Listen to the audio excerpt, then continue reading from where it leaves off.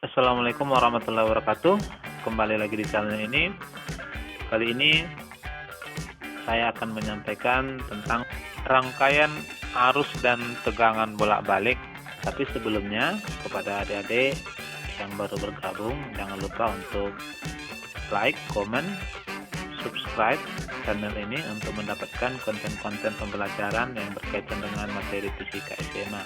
Kita lihat dulu tujuan pembelajaran agar nanti paham kira-kira apa yang harus dikuasai dari materi ini.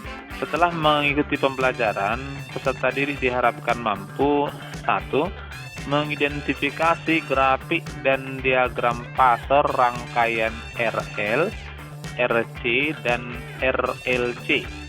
Yang kedua, mengidentifikasi karakteristik arus dan tegangan rangkaian RL, RC, dan RLC. Yang ketiga, menentukan impedansi rangkaian RL, RC, dan RLC. Keempat, membedakan sifat dan karakteristik rangkaian RLC. Kelima, menentukan besar sudut fase rangkaian RLC. Dan yang keenam, menentukan frekuensi resonansi dari rangkaian RLC. Serta yang terakhir adalah menentukan besar daya yang dihasilkan pada rangkaian RLC. Baik, kita akan lihat rangkaian gabungan seri. Di pertemuan sebelumnya, kita sudah bahas rangkaian hambatan murni, induktor murni, dan kapasitor murni. Pada kesempatan ini kita akan bicarakan gabungannya. Yang pertama yang akan kita lihat adalah rangkaian RL seri ya. Ini gabungan dari hambatan dan induktor. Nah, bila hambatan, resistor, dan induktor digabungkan dalam rangkaiannya ya, bisa kita tampilkan seperti ini.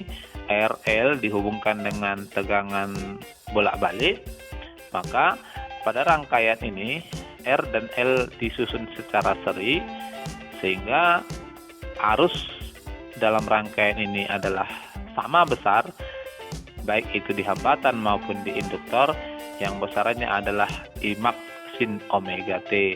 Dan karena memang arus dan tegangan bolak-balik ini ditinjau berdasarkan vektor, maka diagram pasor dapat kita gambarkan di sebelah kanan ini. Nampak di sini untuk sumbu horizontal adalah PR, sumbu vertikalnya adalah PL ya, tegangan induktor, dan resultan antara PL dan PR itulah kita sebut sebagai tegangan total ya. Sesuai dengan vektor, maka P di sini adalah karena vektor PR kuadrat tambah PL kuadrat, dan theta itu adalah sudut fase P-nya. Baik, kita akan lihat lebih jauh. Sifat rangkaian dari ini adalah memiliki besar kuat arus yang sama ya, seperti yang Bapak sampaikan tadi. Dengan IR sama dengan IL sama dengan I total ya, sama dengan I max sin omega T, dan merupakan pembagi tegangan dengan fase arus dan tegangan masing-masing komponen seperti pada fase pada rangkaian tunggal sebelumnya. Nah, kalau kamu masih ingat, untuk hambatan resistor maka arus dan tegangannya sefase. Namun untuk induktor ya, arus tertinggal 90 derajat atau pi/2 dari tegangannya itu ya. Maka dalam hal ini sifat itu nanti akan kita tetap pergunakan. Perhatikan diagram pasor rangkaian di atas. Dari diagram ini didapat bahwa tegangan total ditentukan dengan vektor yang tadi Bapak sebut, bahwa P di sini sama dengan akar dari PR kuadrat tambah PL kuadrat. Nah, kalau kita mau hubungkan PR dengan PL berdasarkan konsep hukum Ohm, maka ini juga bisa kita nyatakan bahwa P sama dengan akar dari I R kuadrat tambah I XL kuadrat ya. Atau karena I-nya sama, maka I-nya bisa kita keluarkan. P sama dengan akar dari I kuadrat dikali R kuadrat tambah XL kuadrat. Dalam hal ini I-nya kita keluarkan dari akar, dapatlah kita P sama dengan I dikali akar R kuadrat tambah XL kuadrat.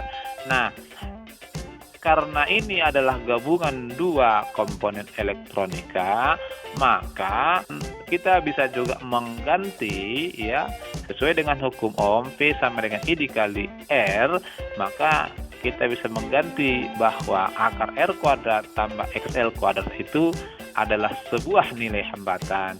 Nah, nilai hambatan itulah yang kita nyatakan sebagai Z. Nah, lalu apa itu Z? Dari persamaan tadi, maka kalau kita buat P sama dengan I dikali Z pengganti hambatannya, dalam hal ini kita harus sepakat bahwa akar dari R kuadrat tambah XL kuadrat adalah Z. Nah, Z itu kita sebut sebagai impedansi rangkaian ya. Satuannya adalah ohm. Jadi dalam hal ini impedansi Z adalah pengganti hambatan di rangkaian seri ini. Impedansi adalah hambatan pengganti rangkaian yang ditentukan secara vektor, sehingga Z dalam hal ini adalah R kuadrat tambah XL kuadrat. Kalau di listrik dinamis sebelumnya menentukan hambatan pengganti, ya cukup kita pergunakan sifat seri dan paralel. Nah, dalam rangkaian arus bola balik ini, karena memang kita tinjau berdasarkan vektor, maka harus ditentukan dengan akar dari R kuadrat tambah XL kuadrat. Kedua-dua ini memang adalah besar hambatannya. Nah, dalam rangkaian seri RL, kalau nanti kita mau menentukan tegangan dari komponen resistornya atau pada induktornya, ya kita tetap bisa pergunakan hukum Ohm. Untuk PR-nya cukup kamu tentukan tegangannya dengan I dikali R, dan untuk PL-nya adalah I dikali XL. Hal mana tadi arusnya sama ya, jadi menentukan arus pada rangkaian cukup kita tentukan dengan P per Z.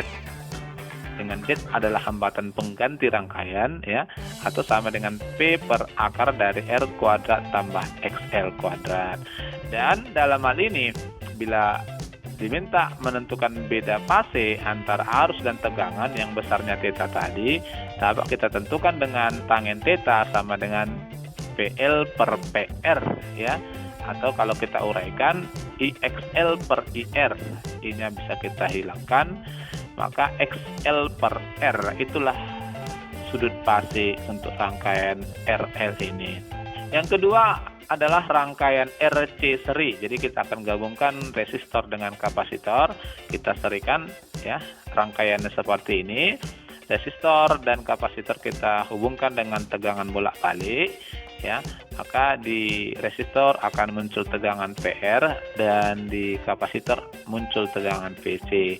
Dan sifat yang kedua adalah pada rangkaian seri seperti ini, arus pada resistor sama dengan arus pada kapasitor, besarannya adalah I max sin omega T.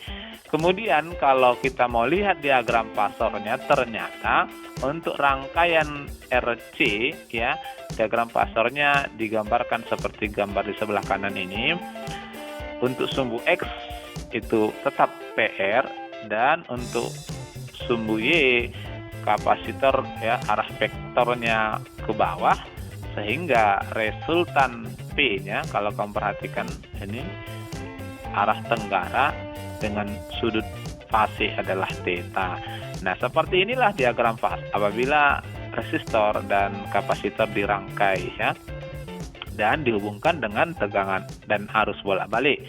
Oke, nah sifat rangkaian ini sama seperti pada rangkaian sebelumnya adalah memiliki besar kuot arus yang sama dengan IR sama dengan IC sama dengan I total ya, sama dengan I max sin omega T, dan merupakan pembagi tegangan dengan fase arus dan tegangan masing-masing komponen seperti pada fase rangkaian tunggal sebelumnya. Jadi tetap untuk arus dan tegangan pada resistor itu sefase. Kalau arus dan tegangan pada kapasitor, nah bahwa pada rangkaian kapasitor arus mendahului tegangan sebesar pi per 2 ya, itu tetap kita akan pakai sifatnya. Nah, perhatikan diagram fasor rangkaian. dari diagram ini didapat bahwa tegangan total kita tentukan juga dengan menggunakan vektor sama seperti sebelumnya, adalah P sama dengan akar dari PR kuadrat tambah PC kuadrat. Karena PR dan PC bisa kita uraikan menurut hukum Ohm, ini juga bisa kita nyatakan bahwa P sama dengan akar dari IR kuadrat tambah IXC kuadrat. Nah, IXC ini adalah hambatan yang terdapat pada kapasitor ya. Dengan I-nya sama, maka bisa kita keluarkan I-nya, kita buat dalam bentuk P sama dengan akar dari I kuadrat kali R kuadrat tambah XC kuadrat. Persamaan ini bisa kita ubah menjadi P sama dengan I dikali akar R kuadrat tambah XC kuadrat. Bersesuaian dengan hukum Ohm, maka dalam hal ini akar dari R kuadrat tambah XC kuadrat adalah hambatan pengganti rangkaian ya, sehingga dapat juga kita nyatakan P sama dengan I dikali Z, dengan Z di sini adalah akar dari R kuadrat tambah XC kuadrat. Kita sebut sebagai impedansi rangkaian RC. Nah, dalam rangkaian bila diminta menentukan tegangan pada resistor dan kapasitor, kita tetap bisa pergunakan hukum Ohm. Cukup kita pergunakan ya, kita tentukan I-nya, lalu kemudian kita tentukan P pada resistor dengan I dikali R dan P pada kapasitor dengan I dikali XC. Dalam hal ini, I-nya dapat kita tentukan dengan P per Z atau sama nilainya dengan P per akar R kuadrat tambah XC kuadrat. Dan beda fase, arus dan tegangan ya, kalau kamu perhatikan diagramnya tadi ya, kita pergunakan tangen theta sama dengan PC per PR, dan kalau kita uraikan sama juga nilainya dengan XC per R. Inilah sudut fase antara arus dan tegangan. Yang ketiga, kita coba lanjutkan dulu gabungan dari ketiga komponen elektronika ini, kita sebut sebagai rangkaian RLC seri ya. Kalau kita mau gambarkan rangkaian dan diagramnya seperti ini. Nah, dalam rangkaian ini kamu bisa perhatikan R, L, dan C disusun secara seri, sehingga masing-masing komponen ini memiliki tegangan. Di R kita sebut sebagai PR, di L kita sebut sebagai PL, dan di C kita sebut sebagai PC. Seandainya kalau sumber tegangannya bukan bolak-balik, maka secara seri tegangan totalnya cukup kita jumlahkan. Hanya saja karena ini adalah arus dan tegangan bolak-balik, maka jumlah tegangan totalnya harus kita selesaikan dengan menggunakan vektor. Nah, dalam rangkaian seri ini arus pada ketiga komponen ini sama ya. Yang besarnya adalah I max sin omega T. Nah, kalau kita mau gambarkan diagram fasornya, ternyata menggabungkan dua konsep sebelumnya ya. Di sumbu X itu adalah PR, sumbu Y positif adalah PL, dan sumbu Y negatif adalah PC, maka diagram fasor untuk fase vektor P-nya adalah di atas sumbu X ya. Dalam hal ini PL lebih besar dari PC, sehingga kita akan tentukan selisih antara PL kurang PC. Dan itulah yang kita resultankan dengan PR, sehingga hasil resultannya menjadi tegangan P. Nah, perhatikan di situ P-nya memiliki sudut fase theta. Nah, dalam bentuk lain, jika nanti PC-nya lebih besar daripada PL, maka diagram fasor dari tegangannya akan terletak pada sumbu Y negatif ya, kebalikannya kalau ini di sumbu Y positif. Kita akan coba bahas lebih lanjut. Sifat rangkaian ini adalah memiliki besar kuat arus yang sama dengan IR, sama nilainya dengan IL, sama dengan IC, sama dengan I total. Yang tadi Bapak sebutkan nilainya adalah IM sin omega T. Memiliki fase yang sama ya, sehingga persamaan tegangan sesuai dengan ciri rangkaian tunggal sebelumnya juga berubah. Nah, arus pada rangkaian resistor sepase dengan tegangan. Pada rangkaian induktor arus tertinggal dari tegangan. pada rangkaian kapasitor arus mendahului tegangan. Nah, dalam rangkaian RLC kita akan nyatakan arus ketiganya baik itu IL, IC maupun IR sefase. Sehingga untuk menyesuaikan agar semuanya bergerak pada fase yang sama, tegangannya yang akan kita ubah fasenya. Kita akan bahas lebih lanjut. Persamaan arus dan tegangan sebelumnya ya, kita coba review lagi. Untuk arus pada hambatan resistor, IR sama dengan IM sin omega T, dan pada induktor IM sin omega T kurang V per 2, dan pada kapasitor sama dengan IM sin omega T tambah V per 2. Nah, dalam hal ini kalau kamu masih ingat bahwa untuk PL dan PC, tegangan sumber selalu sama dengan tegangan pada PL sama dengan tegangan pada PC. Nah, sebagai akibatnya untuk induktor arusnya yang tertinggal dari tegangan, untuk kapasitor arusnya mendahului tegangan. Ini kita akan buat sefase ya, dengan IR sama dengan IL sama dengan IC sama dengan IM sin omega T. Dalam hal ini ketiga-tiganya bergerak dalam fase yang sama, sehingga akibatnya adalah tegangan pada PL berubah ya. Kalau PR tetap karena sefase dengan arus, kalau pada PL-nya berbeda fase sebelumnya dengan arus, maka kita akan buat menjadi PML, PM P maksimum maksudnya untuk induktor, sin omega T tambah V per 2. Inilah sebagai akibat karena arus pada IL kita buat sefase dengan IR dan sefase dengan IC ya. Dan untuk PC-nya kita kurangi ya, fasenya menjadi PMC sin omega T kurang V per 2. Ini ya, karena di awal tadi konsep utamanya arusnya harus sefase. Jadi sebagai imbasnya adalah PL dan PC kita harus ubah fasenya. Dalam rangkaian RLC, tegangan total ditentukan dengan menggunakan vektor ya. Dari diagram Pastor tadi bisa kamu lihat adalah akar dari PR kuadrat tambah PL kurang PC kuadrat. Ini vektornya. Atau P sama dengan akar dari, kita uraikan menurut hukum Ohm, IR kuadrat tambah IXL kurang IXC kuadrat. Mengingat arus pada rangkaian sama, maka dapat juga kita buat persamaannya menjadi P sama dengan akar dari I kuadrat kali R kuadrat tambah XL kurang XC kuadrat ya. Atau sama nilainya dengan P sama dengan I dikali R kuadrat tambah XL kurang XC kuadrat. Nah, ini bersesuaian dengan hukum Ohm bahwa P sama dengan I dikali R kita akan nyatakan sebagai P sama dengan I dikali Z. Dalam hal ini kita nyatakan Z itu sebagai hambatan pengganti rangkaian RLC yang nilainya adalah akar dari R kuadrat tambah XL kurang XC kuadrat. Ya, jadi inilah hambatan pengganti pada rangkaian RLC yang ditentukan berdasarkan vektor. Dalam rangkaian ini berlaku bahwa I adalah P per Z ya, kuat arusnya, dan sama nilainya dengan P per akar dari R kuadrat tambah XL kurang XC kuadrat.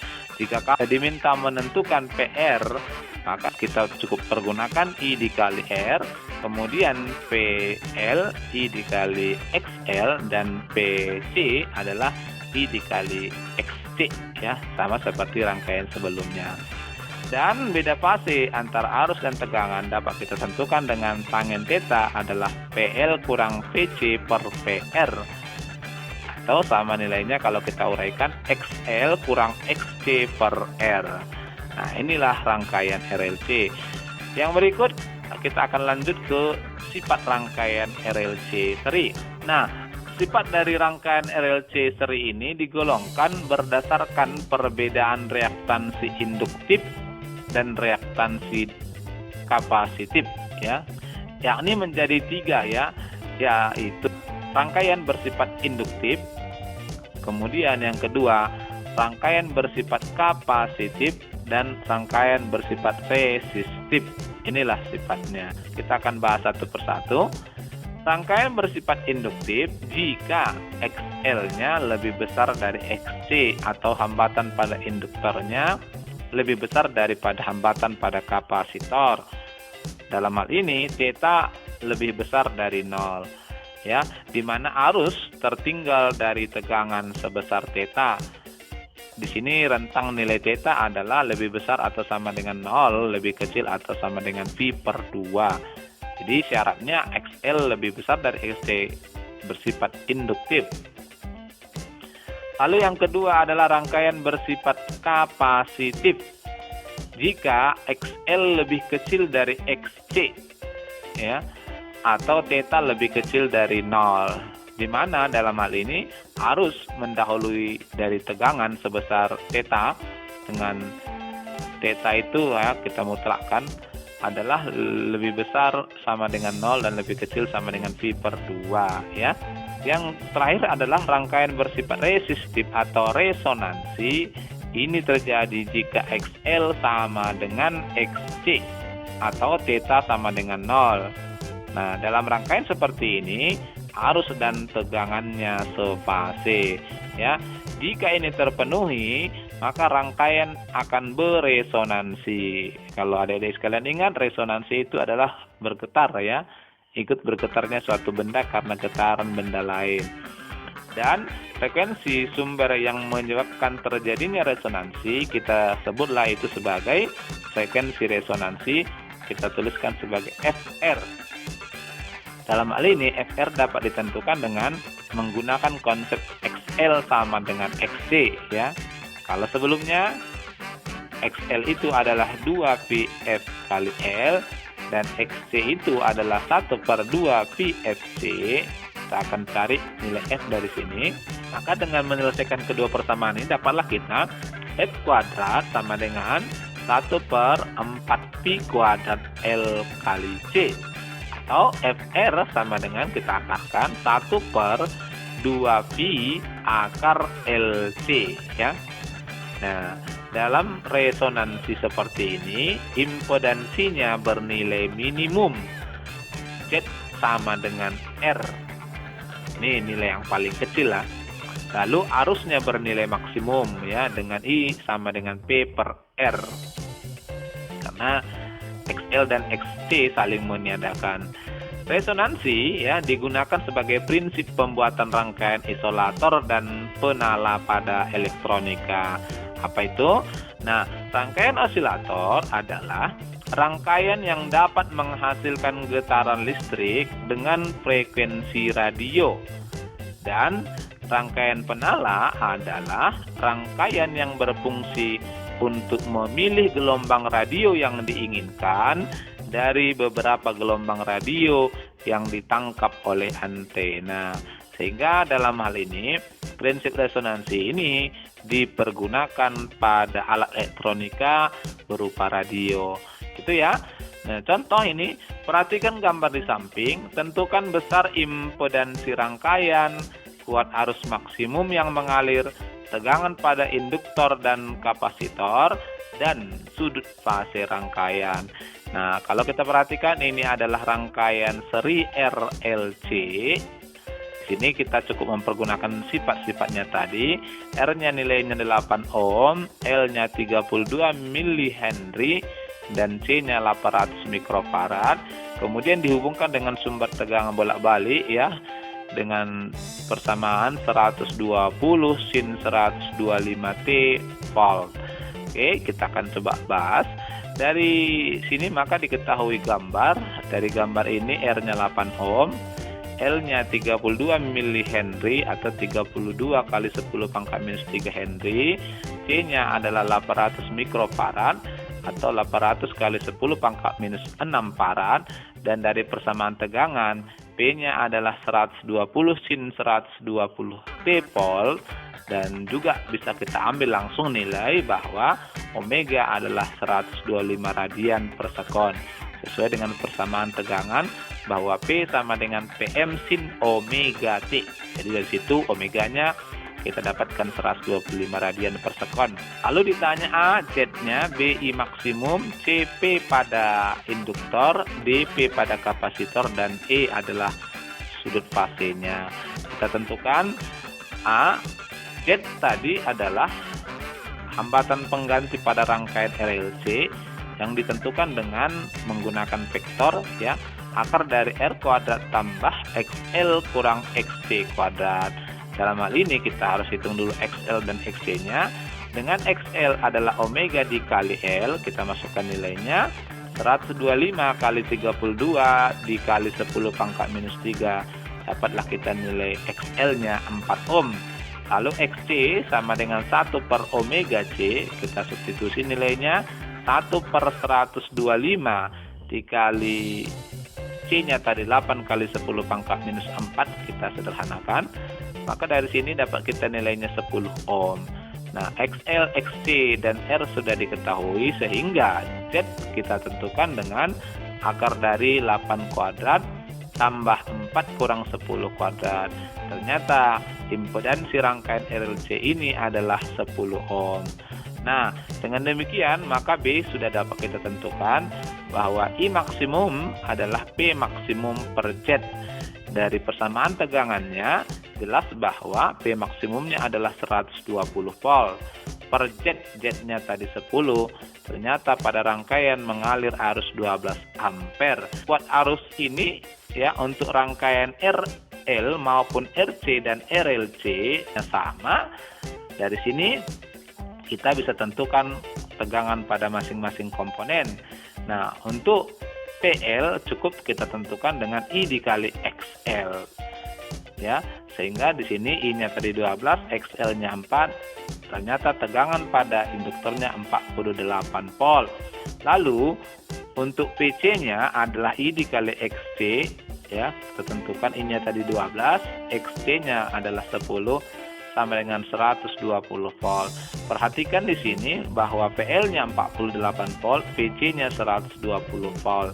Padahal dari sumbernya adalah maksimumnya hanya 120 volt.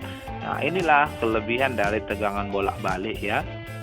Jadi ini tidak dijumlahkan, melainkan ditentukan menggunakan persamaan vektor. Dan yang terakhir, sudut fase rangkaian kita tentukan dengan tangen theta adalah PL kurang PC per PR. Kita uraikan, bisa juga kita nyatakan XL kurang XC per R. Nah, dari sini dapatlah kita XL-nya tadi 4 dikurang XC-nya 10 per 8. Ya, hasilnya adalah minus 0,75. Oleh karenanya, maka theta adalah arcus tangen minus 0,75. Sekitar ini 323 derajat. Kalau kamu perhatikan, PC-nya lebih besar daripada PL, maka resultan dari selisih PL dengan PC itu berada pada sumbu Y negatif atau pada kuadran keempat. Oleh karenanya betul itu sudutnya harus 323 ya, di atas 270, di bawah 360, kuadran keempat. Yang terakhir dari materi kita ini adalah daya arus bolak-balik. Nah, daya dalam arus searah dirumuskan dengan P sama dengan P dikali I ya. Itu satuannya volt ampere dari persamaan ini. Dengan P dan I untuk arus searah harganya selalu tetap. Lalu bagaimana dengan daya pada arus bolak-balik? Oke, untuk arus bolak-balik daya listriknya dinyatakan sebagai perkalian antara tegangan sama ya, kuat arus dan faktor daya. Nah, di faktor daya inilah perbedaan antara daya untuk arus searah dengan daya pada arus bolak-balik. Besar dayanya dapat kita tentukan dengan P dikali I cos theta ya. Cos theta ini kita sebut sebagai faktor daya. Atau kalau kita mau uraikan, P-nya sesuai dengan persamaan sebelumnya adalah I dikali Z, maka daya juga bisa kita tentukan dengan I kuadrat Z cos theta. Dalam hal ini ya, untuk arus dan tegangan bolak-balik, dayanya kita hitung menggunakan tegangan dan arus efektifnya ya. Jadi P dan I adalah kita pakai nilai efektifnya.